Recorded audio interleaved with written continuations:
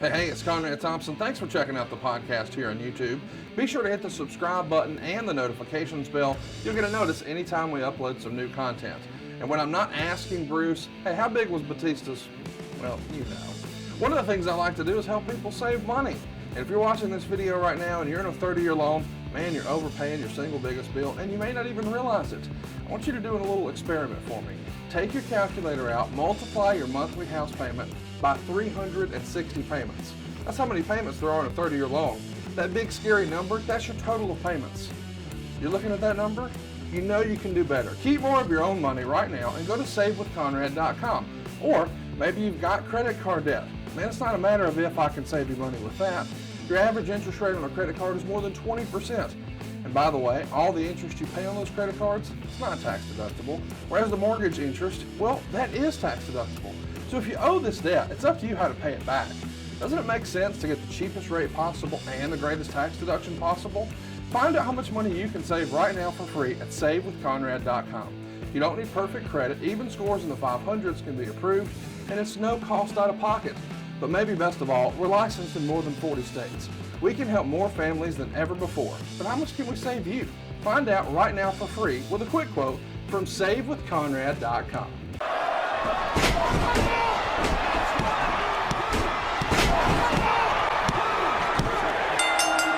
You are sitting ringside with David Penzer on Radio Influence. Welcome, ladies and gentlemen, to another edition of Sitting Ringside. My name is David Penzer, and we welcome you, as always, to this thing we call a podcast. Thank you for listening. It is an honor that you do, and definitely, if you have not subscribed, be sure to do that. If you haven't spread the word, be sure to do that, or leave a review at the platform if they take reviews. We appreciate it. If you want to hit us up, at David Penzer is my Twitter handle, so they say. At Penzer Ringside, all one word, is the Twitter handle for the show. It's like sort of like an old-time CB handle. I wonder how many people who listen to the show know what a CB is, but Google it. Anyway, I am very excited to kick off February with somebody I have been friends with for a long time and worked with on and off, have a ton of respect for, and more importantly, been trying to get on the show for a long time, and we finally cornered him to come on. He is the executive vice president of Impact Wrestling. He has done it all, pretty much. I know that's a cliche, pretty much done it all in this business. And looking forward to talking to him about his career, about some of the guys that he was involved in training and what they've become. And most importantly, his 2 stints in Impact Wrestling as Booker and TNA for what I would say would be the most successful 16, 18 months that TNA ever had, and now trying to rebuild the brand. So, ladies and gentlemen, without further ado, please welcome Scott D'Amore. All right, ladies and gentlemen, we have had WWE Hall of Famers, we've had living legends, we've had Nitro Booker Man, and never has it been harder to book the following guest. He is a very extremely busy person. He's an old friend, and I am grateful that he gave us a little bit of his time, albeit at 3 a.m. on a Tuesday night, but we'll take what we can get. Scott D'Amore, Executive Vice President of Impact Wrestling. Boy, I knew you win, but you've come a long way. Welcome to Sitting Ringside. Thank you for finally fitting us in your busy schedule. I appreciate it. Stop it, David. You know I always have time for you. Yeah, it's like 3:20 in the morning. We've been sitting here waiting until since 6 o'clock. Stop it. It's 10:20. I told you it would be after 10, and I texted you ahead of 10 to tell you that I'd be good at 10:20, and I called you at 10:21. So I apologize for the minute of your life I had wasted. Oh, no worries, no worries. It's the least I could do. You probably have added at least $500 in booking fees to my family's wealth over the years. But hey, we'll talk about that later. I want to dive into Impact Wrestling a little bit further down in the conversation. But just a quick overview. How are things going? Good. Other than we got a snowstorm up here, which I guess is not to be unexpected in Canada in January as we approach February, but for where I am in Windsor, which is the most southern part of Canada, actually below over 25% of the U.S., it's rather uncommon to get hit. We were 50 degrees almost yesterday, and then I woke up this morning to a snowstorm. Here in balmy Tampa, Florida, it's going to be in the 30s tomorrow night. Oh my God, bundle up. Yeah, that happens once a winter. Now, actually, it's been a cold winter here, but that's neither here nor there. So your story is an interesting one. I think it's a really interesting one because you've accomplished so much. Please don't take this the wrong way, but you've accomplished so much by accomplishing so little. And I don't mean that as an insult. I mean that as a compliment. You know, you never had a big WCW run, never had a big WWE run, you know, and that's usually what success is measured by in this business. But you've taken your knowledge of the business and the respect that you've earned over the last 20 years and really gone a long way with it. So I commend you for that. And would you say that's an accurate assessment, or am I on your shit list now? Nah, I mean, what am I going to do? Argue that I did have a great run? I mean, the fact is that I started in this business. I had my first match as a 17-year-old in 1991, and I was making my living in the wrestling business in part, thanks to you and the WCW gigs, which helped me some. But no BS. I mean, that was a big deal getting to do. I mean, there was times where I did 5, 6, 7 WCW shows in a month, and I think I started there at 150. I think I ended at 3 or 350 a night, and that was, for a kid, that was good money, and that allowed me to do indies. And basically from 1990, 94 or early 95 on, I made my living pretty much exclusively from wrestling, and then the odd job here or there where I'd pick up some short-term worker stuff. But I basically was very blessed for many years to make a living, and I did it by hustling indies. I did it by parlaying, as stupid as it sounds, being on WCW or WWF TV into being able to make a decent payday on the indies. I mean, at a time when people were making $20, $30, I was able to make $100 a quarter and bang out 3-4 shows a week. And I was lucky to work in 3 of the last territories out there. I mean, I got a little run with a near dead Stampede Wrestling. I mean, maybe I'm the one that killed it finally. I got 3 tours, of service with Atlantic Grand Prix with Emile Dupree, his territory, where we were used to do 7 nights a week and sometimes legitimately do 2 shows on Sundays, a matinee and an evening. And I got to tour Germany for Catch. And then I did the British holiday camps, which was such an amazing experience, doing 10 shows a week. So it was never easy, and I never made $1 million, but I earned a living and I paid my rent and my bills. And if you've ever looked at me, I've never been one who's had to short myself on meals. So I was blessed enough to eat well, or if not well, at least a lot. You and me both, Bob.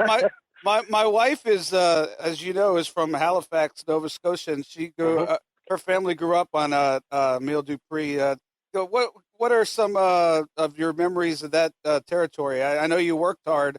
The towns are pretty close together, I think, but not too far of a drive for the most part, unless you go to Newfoundland. But what are your memories? Because that was towards the end of a great era in summers of each year.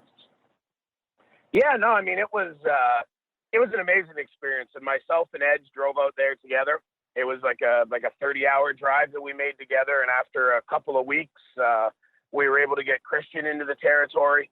And you look back, what an unbelievable crew that first year, because it was, discount myself, but it was Edge, it was Christian, it was, God rest his soul, Tigre Canadiense, Tiger Mike Anthony, who you may know from the WCW stuff.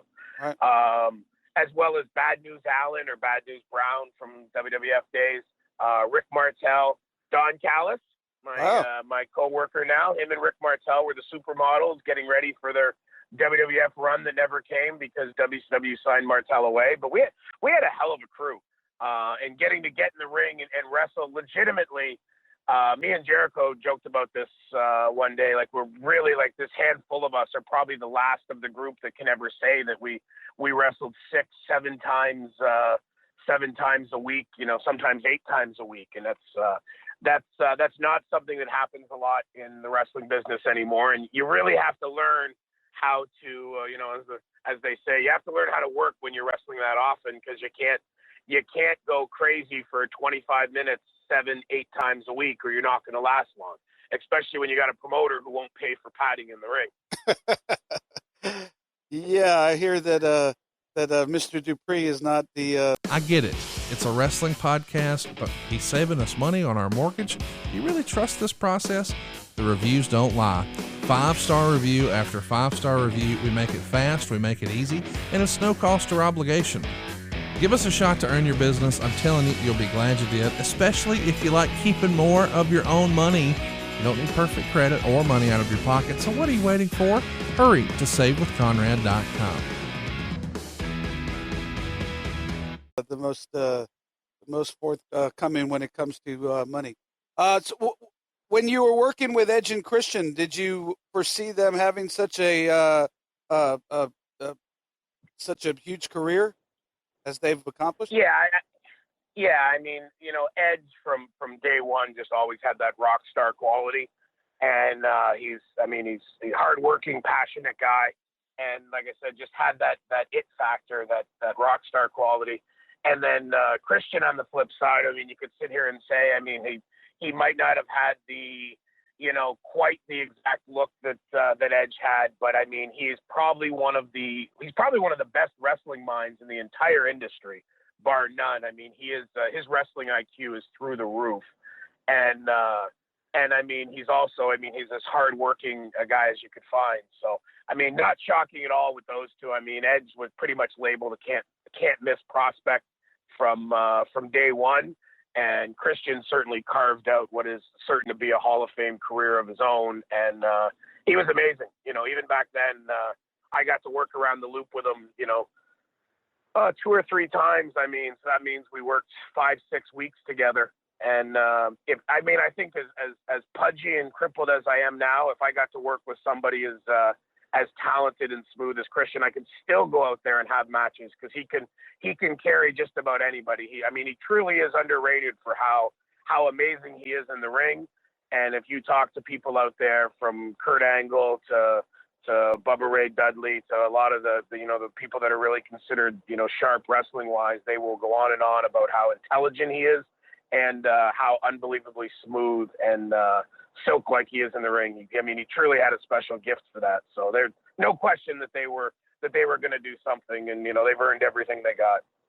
On the other end of the spectrum, somebody whose career was winding down, but you mentioned him being in the territory, Bad News Alan Coage. You ask most professional wrestlers who the toughest guy in the business is, and they all say Ming, hands down. But I've heard that Bad News Alan is not quite far behind Ming as a tough guy. Do you have any experiences with him as far as him flexing his muscle a little bit to any of the fans or people picking fights with him? No, I mean, nobody. Just the way Bad News carried himself, you knew he was somebody not to be messed with. And I made the comment the other day when a group of us were chatting about Bad News and telling old stories, and I said, I don't know how many years Bad News has been gone for now, whether it's 7, 8, 10 years, but if you dug him up today, he'd still kick my ass, because he was legit. And he really was somebody who looked after the boys, made sure everybody was okay. Now, if somebody screwed around, Bad News had no question putting them, no problems putting them in their place. But he really was. He was a mentor to all of us. I remember one night we were in Berwick, Nova Scotia, which is not too far out from Halifax. And it was one of our big Saturday night towns. And me and Christian went out there, and we had been killing ourselves, working hard in the opener. We used to have to tease a Broadway, go just under 20 minutes every night. We went out that night. We thought we were so smart. We did all the yay boo stuff, and I got on the mic and threatened to leave. And we did all the gaga spots that we had seen other people do. And we were so proud of ourselves. And we go in the back and we go to Bad News, and we're like, hey, Bad News, get a chance to see it. And he just looks at us and goes, yeah, I did. And go, Bad News, do you have any advice? And he was sitting there reading a book, and he always used to have his reading glasses on. He's like, yeah, takes his glasses off, folds his book, closes it, he's like, come with me. And he leads us into the shower, and he's just like, he goes, look, I love you two MFers, but if you ever go out there and pull that BS again, I mean, and he used some very colorful language. He goes, hey, looks at me, he goes, who the F do you think you are to grab the damn microphone? And I'm like, and he goes, you working for Vince McMahon, you grab a mic? And I go, no, sir. Then why the F you do it here? He'd fire your ass, and so should we. And I'm like, I'm very sorry. And he turns to Christian, who's kind of not smirking, but kind of like, almost like doesn't know how to react. And he goes, and you, damn it, your job is an underneath babyface to go out there and bump your ass off and get the damn crowd set for us, mate. And it's like, and we're like, yeah, we're so sorry. He's like, okay. He's like, with all that said, you guys did real good. And when you're in the main event, that's going to go well. But you ever do that shit again, I'm going to effing kill you. And then he just, yeah. I was going to say, and they just laughed, that big bad news laugh of his, which was so hearty. But it was very clear. He meant every word of it. We were to never do it again. But, like you said, he goes, you did it. You did what you did well, but it wasn't your place.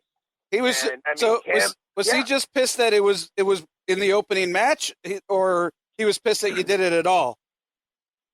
Well, to be clear, he wasn't pissed. If we wouldn't have asked him for his feedback, right, he wouldn't have gave it. But we used to ask for his feedback and Rick Martel's feedback, every night. Because, guys like that, you want to get that feedback so you can get better. And he would always, and 99% of the time, like he would spend so much time like telling us the positives, pointing out the negatives, but it was usually, oh, try this, do this. We really thought we were smart because we thought, hey, we're learning how to work. We're being smart. We're not taking as many bumps. Right. And his thing was, it wasn't that he was mad at us, because his thing was for the business. If we're going to go out there, that's what him at 50 whatever years old is going to do in the main event.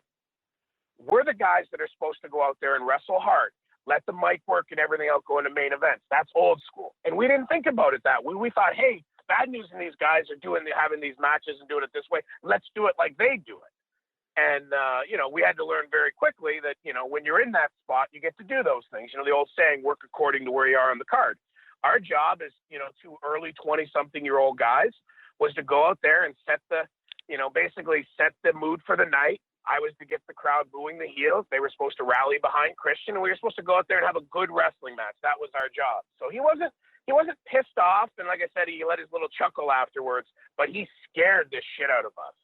Because, like I said, somebody told me one time, and you said it, you ask anyone in the business who the toughest guy is, they all say Ming. You ask Ming, he tells you bad news.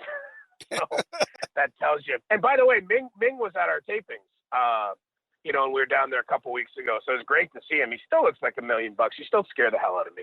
Yeah, I saw him at a Legends Lunch thing they do here in Tampa 4 times a year. I saw him a couple months ago. Great guy. Such a humble guy. He got an award. He was in tears talking about how happy he was just to have a chance to come to the U.S. and get to raise his family here from a small little island. You see this guy who 99.9% of the people in the business are terrified of, and the other 0.1% don't know any better to be terrified of him. And he's crying tears of joy, man. He's just a great guy. And you never know that he if he had to, he could get the job done on pretty much anybody. Yeah, it's funny because I got the opportunity to work with him, quite a few times there in WCW. And somebody asked me, he goes, did he ever hurt you? And I go, yeah. I go, I think he broke my ribs one night. They go, really? I go, yeah. But that was only about 6-7 years ago. I saw him in the press box at a WrestleMania party at Ford Field whenever it was in Detroit. And he saw me from across the press box. He came over, and when he hugged me, he picked me up, and I am not a small guy. He picked me up like I was a baby and was just hugging me and squeezing me to the point like I thought I was going to pass out. And when he put me down, I couldn't get any air because he was just excited. And at the time, I was as fat can be. I bet you I was 330 pounds. And he picked me up like I was 100. And my legs, like one of the boys joked, my legs were just swinging like a doll. And I was just screaming. And then he put me down. He's like, oh, sorry, brother. He goes, I didn't realize how hard I had you. And I was like, no, it's fine.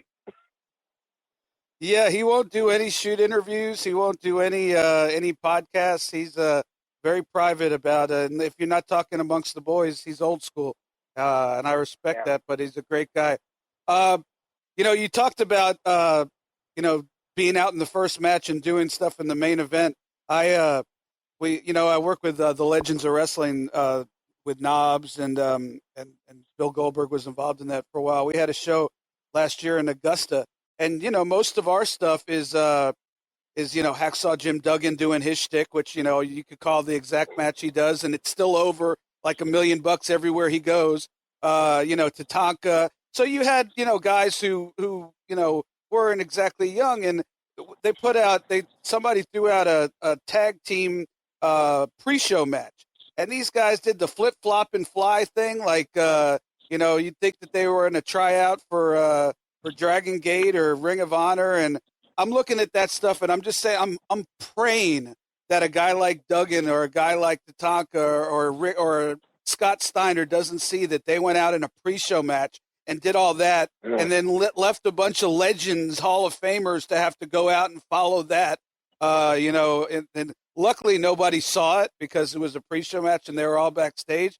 But I know that you teach people in your school the right way to do things, and it was, hey, don't get me wrong, the guys put on a great match. It was just the wrong freaking time to put that match in the ring. But so eventually you hooked up with me, and my memory of this is more foggy than yours. Was that something with Bob Roop? So remind me of the story and tell the listeners the story about how you hooked up with the Florida booker, enhancement booker for WCW at the time. They were doing a convention in St. Louis. St. Louis, right. For Sam Munchnick, yep. And, we drove all through the night. There's a whole group of us that came from, basically, I'll call it a Michigan crew, because I live in Windsor, Ontario, which borders on Detroit. I would say I live in the nicest suburb of Detroit, Windsor, Ontario, Canada. And we drove, and I don't know if it was 10, 11 hours through the night, got there. And the show, there was like an all-day show or something. But before that, I was walking around and, I was asking people, who should I see about getting booked? Because, back then there was no internet, and you just didn't know. I'd heard this mythical name, Jody Hamilton, because Ricky Steamboat had told me up behind Cobo Hall, if you're looking to get booked, you get a hold of Jody Hamilton at one CNN Center, which, as you can imagine, I wrote Jody, and he never wrote me back, shockingly. And I was in St. Louis, and somebody said, "Oh, that's Bob Roop over there. Go talk to them." I introduced myself to Bob, and he kind of said, "Oh, this is David. He handles that now." So me and you had a little talk. You kind of said, "Oh, you're kind of a thick kid. You're a little pudgy in the middle," and you poked me in the belly. I did not. You said, "I swear to God," and it was true. And you said, "Hey, if you cover that up a little," because you had seen me wrestle, or something, or it was maybe a story. We got back together after the show and said, "I watched you wrestle. You're kind of doughy in the middle. So cover that up." And, you gave me your card and said, "Give me a call. We can make arrangements, put a couple guys in a car with you if you want to drive down to Georgia." And, of course, that's something, we very much wanted to do. So we started making that trek down to Georgia. And then, eventually we started doing the Disney tapings and everything. And then you fired me because you could get a better booking fee from guys in Florida.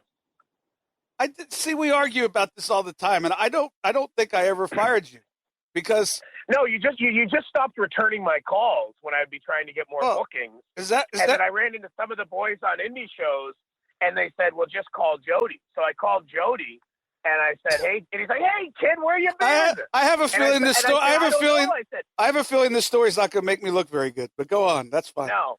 And Jody's like, "Kid, where the F have you been?" He goes, "We've been missing you and your guys." And I said, "Well, I've been calling David." And I didn't want to bury you. Now I'd be like, that MF or Penzer.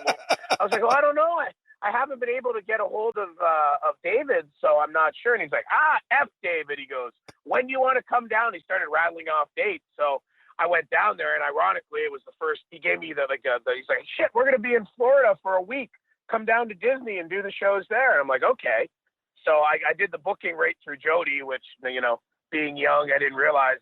You weren't booking me because my booking fee wasn't high enough compared to your Florida guys. So then I cut you out, and I did it right through Jody. You didn't get a booking fee at all. So a rather perturbed David Penzer got me by the pool. about 1:30 in the morning at Herb's Residence Inn, and just MF'd the hell out of me for getting you in shit with Jody. I deny that, by the way. I will go to my grave denying that. Well, if that was the worst thing you've done in your life, then you'd probably be fine. But it wouldn't. Both of us.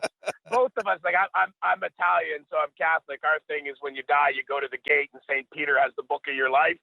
And if we're right about that, David, if an instance like that is the worst thing that me or you have to answer for, then we'd be in good standing, because I think we've both done things a lot worse than that. But, you're the guy who first booked me, and after that, you actually came to me the next day and kind of said, yeah, I was probably a little bit wound up last night. And, you were, I hate to say it, especially on the record, but you're always pretty good to me.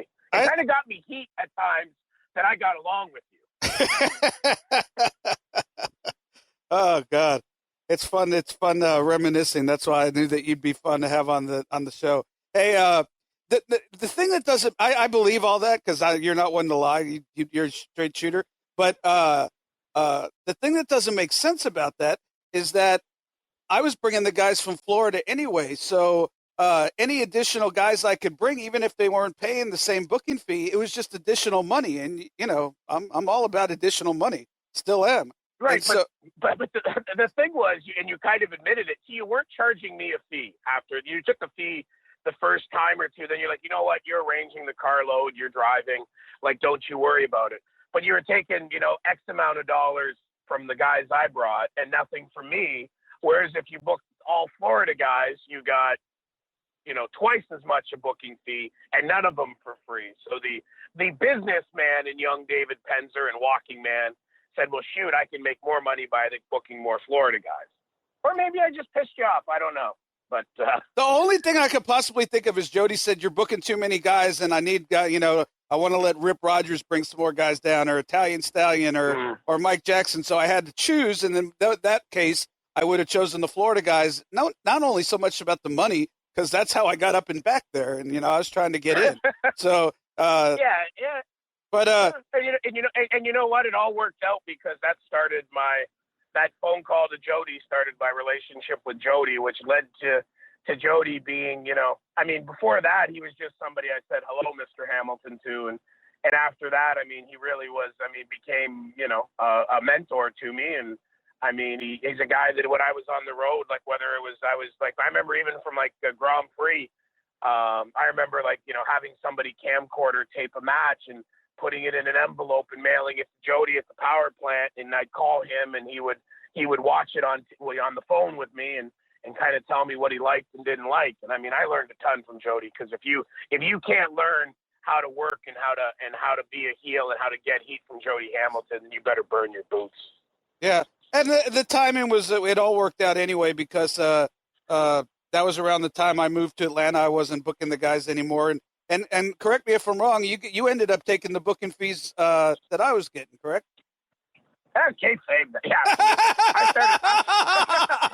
I actually started booking a bunch of Bob Starr's guys too, like Mike Corey and Al Phillips and Barry Hardy and that whole crew, that Baltimore East Coast crew. So yeah. Worked out for both of us. You got a promotion to be in the ring announcer, and I started making more money to wrestle, and then I started getting my booking fees, because there's one thing that David Penzer taught me is you got to take a booking fee, because otherwise you're going to get heat with the other guys that are bringing people if your guys aren't paying fees and theirs are. So, yeah, to this day, Booker and Stevie Ray still call me Kickback when they see me. They got hot. Walking Man. They got hot about the whole thing. They didn't understand the whole concept back in the day, and they were hot at me. And it became a joke where they called me Kickback. When they first heard, I was some 5'6" schlub taking money out of the boys' mouths. They were hot, and I just explained, look, this wasn't my idea. This is what I was told to do. We'll rent you a van, and we won't pay you, and So hey, I said I'm just trying to get my foot in the door, just like everybody else. So. But yeah, at one point they were going to rough me up a little bit until I talked them down. And I did get a booking fee from the man that would later be known as Rhino. So I think he's the one that went on to become the most famous, other than you, who I got a booking fee from. No, Penzie, I don't know if you got to see or if I did, but I think you might have got a booking fee from Edge. Yeah, you've said that, and I don't remember. What would he have wrestled under? Adam Copeland? No, he didn't want to use Adam Copeland, which is his real name, and he didn't want to use Sexton Hardcastle, which was his working name. So he used some goofy name that he came up with. And, we bring down this guy with the long hair and the good looks and the rock star charisma. And I think he got squashed by Kevin Sullivan and Shark or Sully and Ming or something. And then he left and went on to – somebody told me that he actually tells the story on his DVD. I haven't seen it, but on his DVD or on something on the network or something, he talks about going down to WCW and getting booked down there and how he didn't exactly enjoy it compared to his eventual WWE experience. No shit on that one. Oh, so I got a booking fee from Edge. Wow, that's why he gives me a hard time when he sees me, I guess. So yeah, there you go. Hey, and if there's anybody who's thriftier than me and you, it might be him. I guess it's a three-way race. Oh, geez. See, 3 a.m, it's hard to keep track. So eventually you end up in TNA. You bring down Team Canada. How much of that was the work and how much of that was the shoot? And when I say that, those are all guys that you were high on from Canada that made their debut because of your connection. So was that like an idea that you pitched to Jeff that you're going to bring down these guys and push Team Canada? How did that come about? No, we had done the Team Mexico stuff against Team NWA. And, I remember exactly where I was driving to, and Jeff and Dutch, who used to work in the office there, him and Dutch Mantel used to work in the conference room there in Nashville and book the shows, and called me, and, they kind of said, hey, we're thinking of doing this thing, how we got Team Mexico, we're thinking of doing a Team Canada and kind of doing, more international stuff. He's like, what do you think? I go, that's a great idea. And they go, for Team AAA, Team Mexico, we've got Antonio Pena. It's kind of like the figurehead, and Team Canada needs a figurehead. They're like, we were kind of thinking on it, and me and Dutch think there's only one guy that would be perfect for this spot. And I'm kind of like, oh yeah. And he goes, you got any ideas? I go, yeah. I go, Bret Hart. And Jeff kind of laughs, and he goes, well, we kind of had somebody else in mind. And I go, who? He goes, well, we kind of had you. We're thinking you. And I was like, oh, so you can't afford Bret Hart or anybody else? Good, can you? And he kind of laughed, and if you can appreciate it, I mean, at that point in time, I was kind of pretty happy. I was working behind the scenes as a producer, and I was in this whole, you know what? I mean, I kind of said, Jeff, I really appreciate it, and I go, I'm very honored. I said, I'm humbled, but I go, honestly, like, that's not me anymore. I'm not a performer. I'm kind of focusing on being a producer and that, and I think I'd rather pass. And he goes, okay, all right. Well, let me ask you this way. And you know Jeff pretty well. He goes, let me ask you this way. He goes, this ain't old Double J asking his boy Scotty D what he thinks. He goes, this is the vice president of TNA Entertainment telling a contracted, service provider what we expect from him. He goes, what do you got to say now? I go, well, what time should I be there and what should I wear, sir? Exactly. Yeah, and his last things he said is, Scotty D, don't get stressed out about it. It's going to last 2 weeks. And it lasted how long? I think it probably lasted more than 2 years. So it was a great run, and being involved with those guys, like everybody who was part of Team Canada, with the exception of Johnny Devine, was somebody that I had a very personal connection with and had been part of their development. And Johnny grew into being a very dear friend as well. But I had met him when I was out in Stampede, but I didn't know him the same level. I mean, Bobby Roode, Eric Young, Petey Williams, these were guys that, I'd known them from the very beginning of their careers, whether it was like Petey, who started his wrestling, at the Can-Am Wrestling School, or whether it was like the other guys who I met very early in their career, and I would work with them, and I would help train and tutor them for what I could tutor them. And when you got a skill set like Bobby Roode and Eric Young and these guys, I mean, even somebody like me couldn't screw up helping develop talents like that. So, I mean, it really was kind of a cool deal in the sense that we were a team, you know, and everybody got along and everybody, you know, cared about each other. And even at the times, it's one of those things, like I kind of found it funny. It was like a family because, you know, maybe like EY and Bobby were bickering among themselves.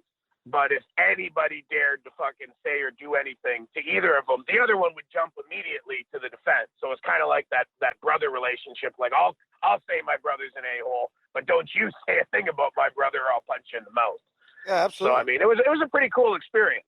You know, and it was a fun time. It was a fun time in there, and we were trying to build a company that, you know, nobody thought was going to last. So I mean, kind of very similar to how we are here in 2018 and embarking on the same journey.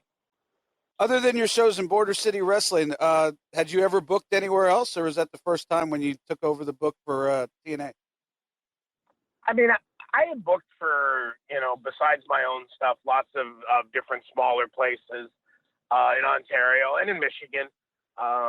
You know, and then like me and D'Lo Brown at one point booked a promotion out of Al Snow's gym in Lima, Ohio, just doing monthly shows for a while. So I mean, it was all small time stuff I had done. And one of the great things about being in a company like that, like that's small and growing, is you get to wear many hats. And you know, as they were shuffling the deck and everything, I mean, you know, Dusty's time as the booker was winding down. And I mean, it certainly wasn't just me. It was a team of myself and Mike Tenay, who was the best road wife I ever had, and Jeremy Borash, and the Forgotten Man, and Bill Banks, and, you know, Dutch Mantel. And we formed a 5-man committee that I headed.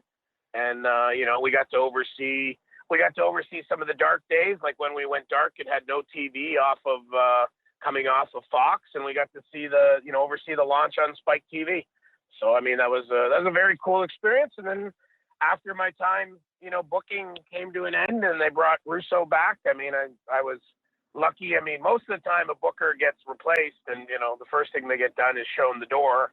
And, you know, Jeff and everybody at TNA were very cool in going out of their way to try to ensure that I still felt valued. And, you know, Jeff very much wanted me to stay.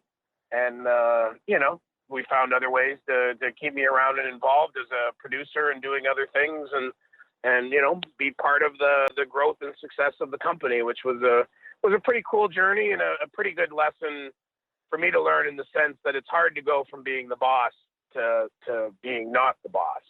Sure. And that's probably a pretty important life lesson that I had to learn there. And there's a lot of life lessons I learned in TNA and in the wrestling business in general that I now carry into my daily business life. And there's times when I'm dealing with things, you know, in business, and somebody says, "Man, where did you come up with that?" And I was like, "Ah, shit." I said, "These people that we deal with that think that they're good at being full of shit, they got not like the best full of shit businessman doesn't have anything. It doesn't have anything on a half-ass wrestling carny. You know, like we have some of the best con men out there and hustlers, and you know, so I see these guys trying to pull this stuff, and I was like, you guys wouldn't last a day in the wrestling business." You know. Now, I'm not kissing your ass. I'm being honest. As somebody who was there, I think that the best the company ever was when you and Tenay and JB, and I didn't realize Banks was a part of that as much. And Dutch were doing the booking, and with you as the head. What was the reason that you were told that ended? And also, what would be the highlight looking back of what you think during your tenure that you were able to accomplish? Well, I mean, I was told, quite frankly, that the reason for the switch was because I had been very clear about the fact that I was not going to move to Nashville, and they wanted their key people in Nashville, and Vince Russo was gonna move to Nashville, and it was something that I had been very clear that I wasn't willing to do, and I mean, hey, hats off to Vince, because he never moved to Nashville. So I guess I just should have. I just should have learned to lie and say that I was gonna. I was gonna say I didn't think Vince ever moved to Nashville. I'm thinking that. Nah, but he said he would, and I mean it's the wrestling business, so I mean it's not a lie. You're just working people. But yeah, I'm sure there was other reasons, and quite honestly, looking back, I mean I was pretty burnt out and frazzled. It had been a stressful, 16 plus months. I mean our first months there in charge, running things. I mean from a business perspective, we were just hemorrhaging money, and we got it to the point that by the time that I was moved out of that spot, we were kind of in a pretty stable spot business wise, and I'm very proud of that. You should be, by the way. Yeah, I mean, as Dave Meltzer once said, the only booker or bookers to be appointed to a company losing 7 figures a month and be relieved when the company turns a profit. What? Dave who? Dave Meltzer. I'm just playing. You might have heard of him. He's a kid who's coming up. They say he's got a sharp mind for the business. They say he's a young David Penzer. Yeah. I just can't. Yeah. I just can't. I can't figure out the star system. Do you know what the difference between 2.5 stars and 2 3/4 stars is in a match? Yeah, all I know is Kenny Omega is 6 stars. I mean, Don Callis keeps telling me that every day, so that's the only thing that's drilled home in me. But yeah, I don't get the star. I don't get the star system, but hey, I mean, I guess there's got to be a way to evaluate what's good and what's not. That's all subjective, but I mean, it's just the 1/4 star and the 1/2 star that I'm cool with 1 star, 2 star. I just like to mess with that on the show. But speaking of Kenny Omega, I wanted to hate the guy because he was the internet darling after Meltzer gave him the 6-star match and all that. I saw him on a show from Long Beach. It was actually I was in the hotel getting ready to do Impact tapings when I came back for a brief while, and I thought he was really good. What is your opinion of Kenny Omega? I mean, I think Kenny Omega is unbelievably creative, and I mean, you talk about an athlete. He's an amazing athlete. The things that he does are there. I mean, they almost defy biomechanics or physics or whatever you want to call it. It's just it's unbelievable, and the fact that he's able to go out there and do it on such a consistent basis, I think is pretty spectacular. And you look at what he's done; it's not the classic wrestling match that a lot of old timers are going to say is the right style. But when you talk about the style of 2018 and being cutting edge and being different and being creative, then I don't know if there's many out there that are on Kenny's level. I never did get the answer to the question, other than turning a company that was hemorrhaging into a break-even or money-making company. What was, as far as matches or pay-per-views or angles, what was your proudest moment as the booker for TNA? I mean, I guess if you're talking about straight up matches, then I mean, we went out there and came out the gates, and we did the stuff with Joe and AJ and Daniels, which was some pretty awesome stuff and a pretty great series of matches. And I think something that was a real game changer, both product wise for the company, but also certainly business wise, was it took a lot of time and effort and conversations and such, but getting Christian to be the first ever performer to say, no, I'm leaving WWE and I'm going to make the conscious decision to go to TNA. I think that was a pretty big accomplishment because nobody had done that up until him, and getting a guy who was in a pretty good spot with Vince to say, nope, I'm going to go do this. I'm going to be part of building something down in TNA. I think that's something I'm very proud of. And I think he may be the only. I think he may be the only one. Has anybody else done that other than him that you could think of? Off the top of my head, no. I mean, not somebody who was sitting there in a main event, or close to main event. Like if Christian wasn't in main, he wasn't far off. I mean, Sure. He was world champion months before he came to us, and the fact was he left there. He told them he was taking a break, and then after his last day with WWE, he flew and we met up and we were able to put a deal together and signed him to a deal, and he made I think pretty spectacular debut that I really think showed people that TNA was a real viable place to be. So, I mean, that to me was a real game changer. Yeah, I know there's no looking back, especially in this business. You just can't do it. But I always would wonder if they'd have kept you guys, you and Mike and them in charge, how far that company could have really gone. I just thought you guys did a fantastic job, and I don't know that I've even ever told you that before, but very impressive. And I didn't know Tenay was a booking genius either. He was your right hand man, huh? Yeah, I mean, Tenay was great because I mean he's an encyclopedia of knowledge, and I mean he's just a guy who was so passionate about the business, and he was a great sounding board for things. He had a very clear mind as to what logically made sense, and he also, for a guy who's never stepped in a ring and never been part of the business in a physical aspect, which I'm not saying that's the end all be all like so many others say, but Mike really had a knack for being able to say, you know what, I think this guy and this guy would really mesh well together in the ring, and he was rarely wrong when he said that. So he was. I got a world of respect for Mike. He's a great play-by-play guy, and I think the business misses him having him do that. And he was. I think he was a great logical force for TNA. Whether he was part of the booking or not, the one thing about TNA, and Mike, is you asked him his opinion, you got it. Oh yeah, he doesn't pull punches. Yeah. No. He was the man to me. I mean, he asked him what you thought. He said it, and if you didn't like it, it didn't change his opinion. And that's what he thought. And if you didn't want to listen to it, then go on and do whatever the hell else you wanted. But you weren't changing his mind. And he was the man because I watched him. I always said he was my hero because we were negotiating contracts, and mine was going back and forth, and it seemed like it took on forever. Mike walked into the CFO at the time, Frank Dickerson's office, and while Frank was trying to explain him stuff, Mike basically took the contract, flipped through a few pages, and I saw him, change something and sign it. And all he did was he just crossed out the number and wrote in the one that he wanted, and then he signed it on the last page. And then he got up and left the room. How come you didn't try that?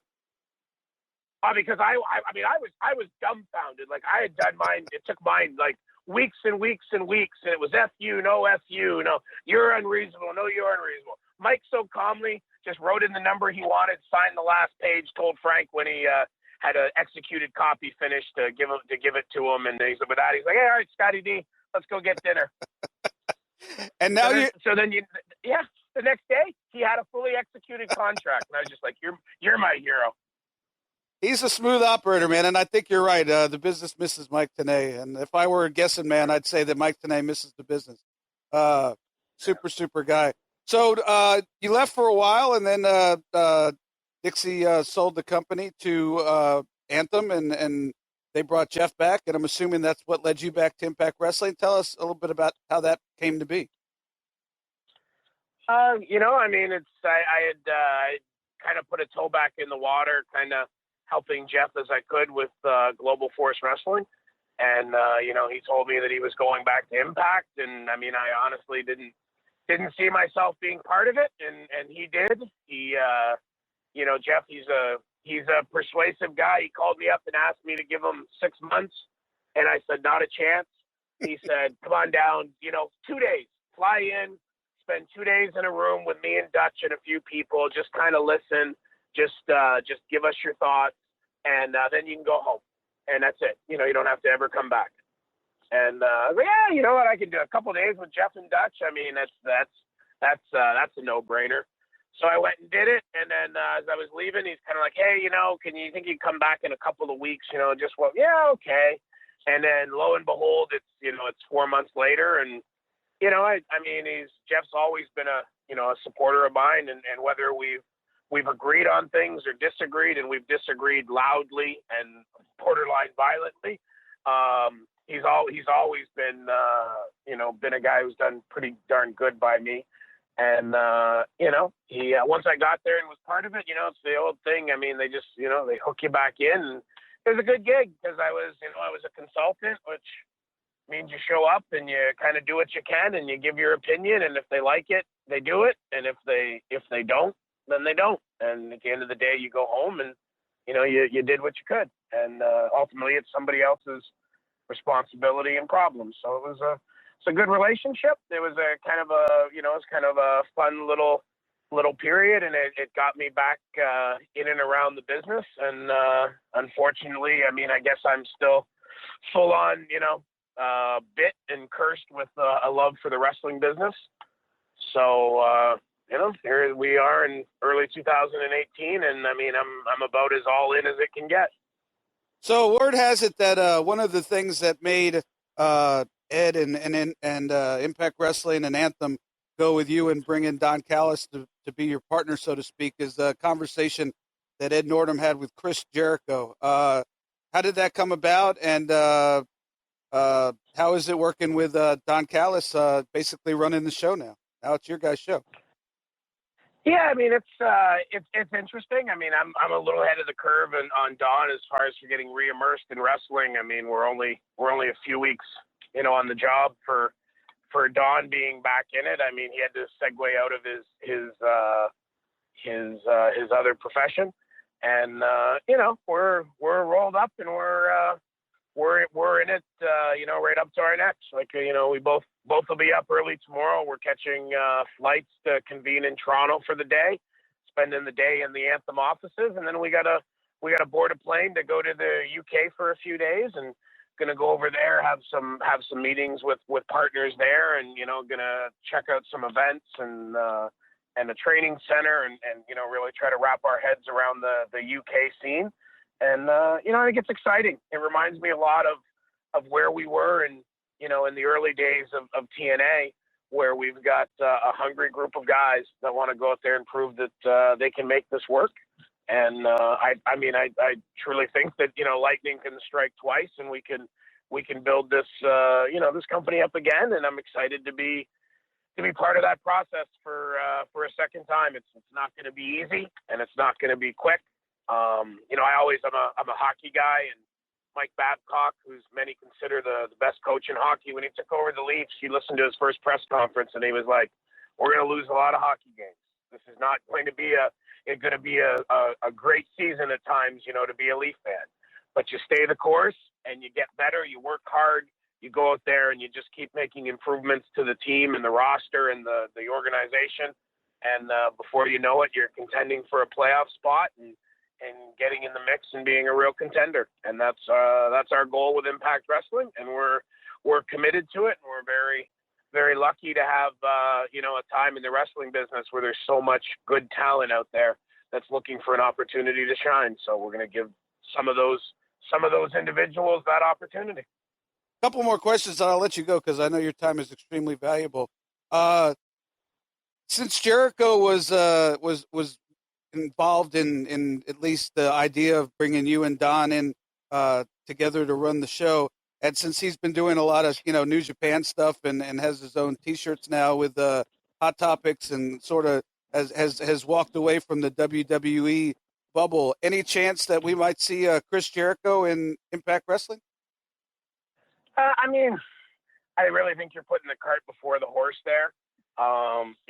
Chris is, has a wonderful relationship with WWE and with Vince McMahon. And I think it would take a lot to get him to domestically go out there and do something that wasn't in the WWE universe. But he certainly went out there and he saw what things are like in Japan. And I mean, what an unbelievable, then he was part of at the Tokyo Dome, and what a difference maker he can be in the product and certainly in the business end of things. Like, he certainly added 7 figures to the bottom line of Wrestle Kingdom. So, I mean, I guess you can never say never. And Chris has been very, very supportive, and we appreciate that. But, Chris is a guy who supports wrestling because, like all of us, he loves the business. But if you're a betting man, I mean, I don't know if I take a mortgage on your house and go out there and bet it that you're going to see, Chris Jericho in an Impact ring or any ring domestically that doesn't have a WWE logo on it. Yeah, I've talked to Chris in the past, and normally I'd say not a chance in hell, zero.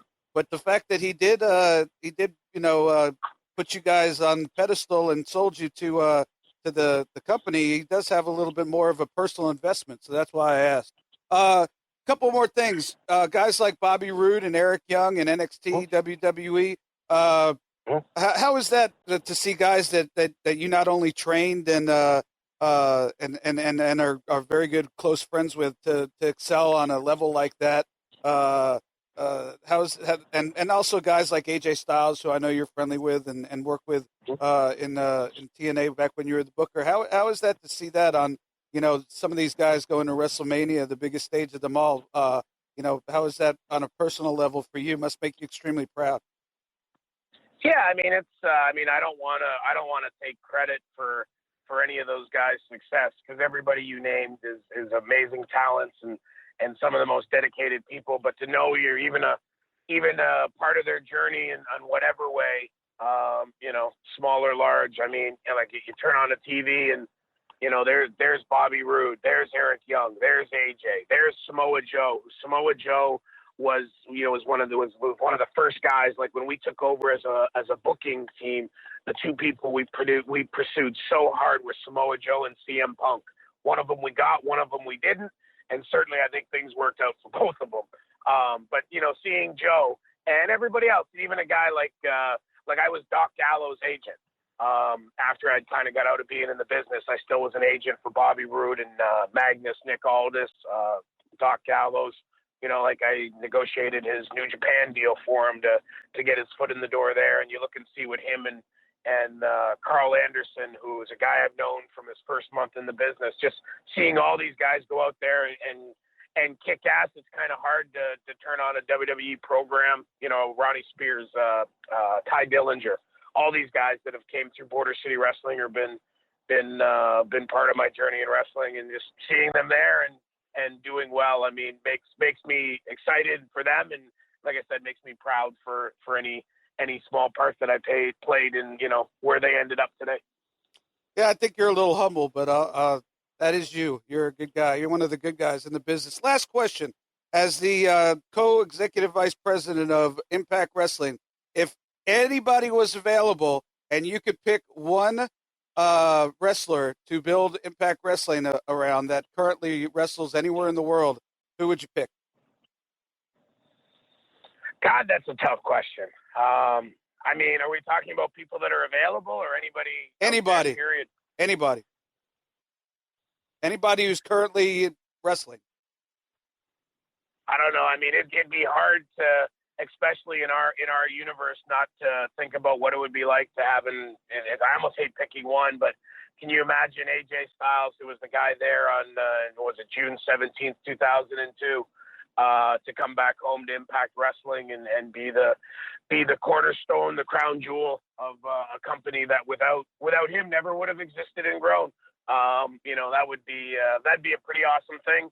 And I mean, there's just, like I said, there's so many talents out there, whether it's Kenny Omega or Okada or, Bobby Roode returning, or, I mean, just so many people out there. But, if I got to pick one, like I said, I mean, AJ was the face of this company for so long. And I have to think somewhere, in the back of my mind, or buried deep in my heart, that there's one day a chance that AJ steps back, in an Impact ring and, has that homecoming moment. I was always an AJ fan. I booked him on the XWF tapings that we did with Jimmy and Brian Knobs. That was before he hooked up with TNA, because we can never get anything going.